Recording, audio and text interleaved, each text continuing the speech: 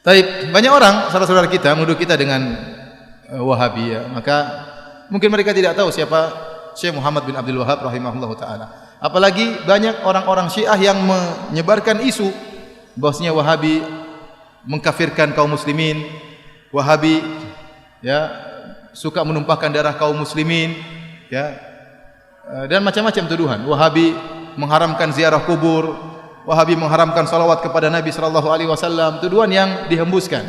Kemudian tuduhan-tuduhan tersebut disambut oleh sebagian saudara-saudara kita. Akhirnya semakin besar tuduhan tersebut. Dan ini semua adalah tuduhan tidak benar. Kita mengatakan kenyataan mendustakan itu semua. Kita tahu Raja Wahabi, Raja Salman ya, di antaranya. Hafizahullah taala. Hari ini saya baru dapat kabar dia menyuruh seorang wartawan diberhentikan dari pekerjaannya. Dan koran dipermasalahkan di kasusan. Kenapa? Karena wartawan tersebut memuji dia berlebihan. Ya, dia baca koran tersebut, ternyata wartawan tersebut memuji dia berlebihan, disuruh berhenti penulis tersebut. Karena dia tidak ingin sampai tauhid terganggu. Dia menjaga kemudian tauhid ya. Adapun menuduh bahwasanya kaum Wahabi suka mengkafirkan, maka itu tidak benar. Dibantah oleh Syekh Muhammad bin Abdul Wahab rahimahullahu taala ya. Dan saya sedang menyusun juga tulisan tentang masalah itu ya. Bagaimana Syekh Muhammad bin Wahab mengatakan kami tidak pernah mengkafirkan yang berkaitan dengan masalah 4 rukun, masalah salat, masalah zakat, puasa, haji. Kalau ada yang meninggalkan salat tidak dia kafirkan. Karena ini masih masalah khilafiyah di kalangan para ulama. Yang kami kafirkan hanyalah yang berkaitan dengan syahadatain. Kalau orang terjerumus dalam kesyirikan. Itu pun beliau mengatakan kami menjelaskan tentang masalah ini syirik, ini kekufuran. Adapun memvonis itu masalah lain. Makanya beliau dalam pernyataan mengatakan bagaimana kami mengkafirkan orang-orang sementara ada orang yang beribadah di kuburan Ahmad Al-Badawi tidak kami kafirkan karena dia tidak tahu. Bagaimana kemudian kami dituduh mengkafirkan orang-orang? Apalagi kemudian dituduhkan suka menumpahkan darah kaum muslimin. Apakah ada jamaah haji yang pergi ke Arab Saudi ketakutan dibunuh oleh orang Arab Saudi? Bukankah Saudi itu sarangnya Wahabi? Semua penduduk Saudi rata-rata apa? Wahabi. Apakah ada jemaah haji yang ketakutan kalau ketemu orang Arab Saudi? Ya. Yang akan dirampas hartanya, akan dibunuh? Enggak ada, itu omong kosong. Atau kalau Arab Saudi memberi bantuan, gratisan banyak, pelayanan. Ya. Bahkan Raja Salman kalau sudah memberikan bantuan, sebelumnya Raja Malik Abdullah, kalau sudah beri bantuan kemana saja? Suriah dibantu luar biasa. Jutaan orang Suriah dibantu di Arab Saudi. Ya.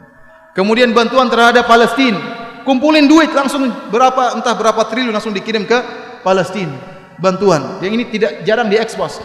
Di tanah air kita juga banyak bantuan. Ya. Banyak masjid-masjid dibangun. Ya. Sering yang membangun masjid tidak tanya-tanya apakah masjidnya itu orangnya tahlilan atau tidak. Tidak ada pertanyaan. Pokoknya butuh masjid bangun. Betapa banyak orang bangun masjid.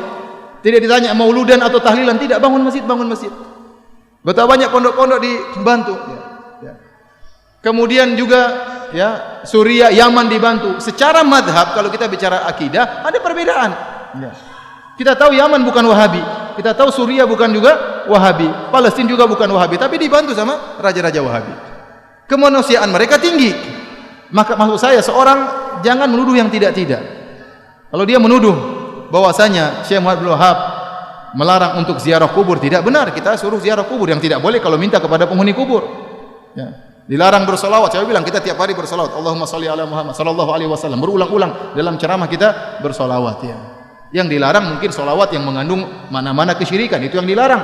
Adapun kalau solawat yang sunnah silakan. Ya. Oleh karenanya seorang berhati-hati tatkala memberi tuduhan yang tidak-tidak ya, karena termakan dengan provokasi sebagian orang. Kalau dia nuduh Syekh Muhammad bin Wahab dengan tuduhan yang tidak-tidak, ingat dia akan disidang oleh Allah pada hari kiamat. Kita kalau nuduh orang tidak benar, kita akan disidang berhadapan dengan Syekh Muhammad bin Abdul Wahab, dan hati-hati jangan-jangan pahala kita diambil oleh beliau seluruhnya. Karena kita tuduh dia dengan tuduhan yang tidak-tidak.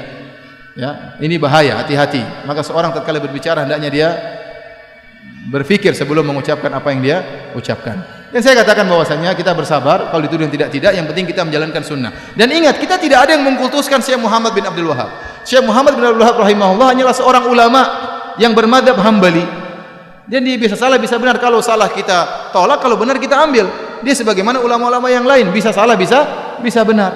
Makanya dalam kajian-kajian kita juga Hampir tidak pernah kita bilang berkata Wahabi, berkata Muhammad bin Wahab, tidak pernah. Saya yang sampaikan dari apa saya ucapkan. Perkataan Syekh Muhammad bin Wahab tidak ada saya ucapkan, tidak ada saya nukilkan. Ya, hampir tidak pernah. Kita sampaikan perkataan para ulama, perkataan ahli tafsir, siapa saja. Maka jangan kita berbuat zalim terhadap seorang pahlawan seperti Syekh Muhammad bin Wahab. Beliau adalah pahlawan. Dengan jasa beliau berdirilah kerajaan Arab Saudi. Dengan jasa beliau berdirilah kerajaan Arab Saudi. Yang sekarang kita bisa merasakan kenikmatan adanya kerajaan Arab Saudi. Ya.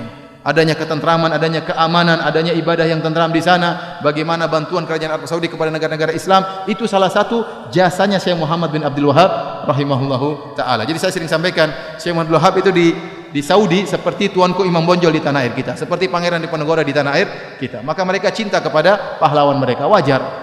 Kalau mereka cinta, mereka pelajari buku-bukunya, tapi mereka tidak fanatik. Kalau salah dibilang salah. Wallahu a'lam bishawab.